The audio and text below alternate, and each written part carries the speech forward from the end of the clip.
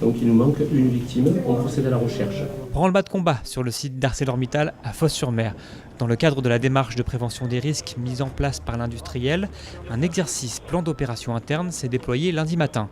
Si ce type de test grandeur nature a lieu 1 à 2 fois par an, celui-ci se distingue par son ampleur inédite dans le département.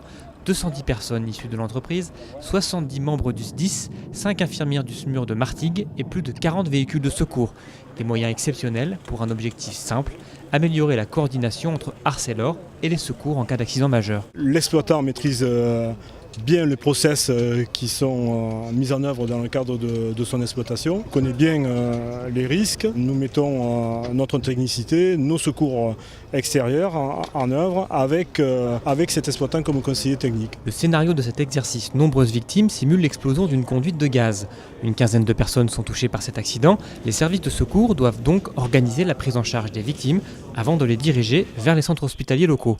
Rare, ce type d'opération reste capital pour Arcelor, un des 51 sites Seveso des Bouches-du-Rhône. Nous sommes un site classé à fort risque industriel, donc nous avons mis des moyens et une organisation. Une caserne d'une quarantaine de pompiers, un service médical d'une dizaine de personnes, 150 personnes formées à aider les pompiers et environ la même chose de secouristes du travail.